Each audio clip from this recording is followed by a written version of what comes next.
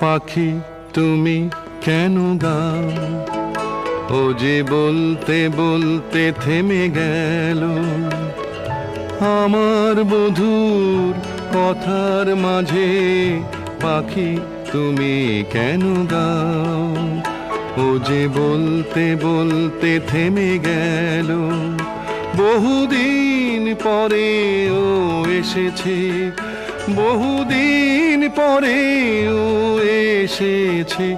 ওকে দোহাই মনের কথা বলতে দাও। পাখি তুমি কেন গাও? ও যে বলতে বলতে থেমে গেল।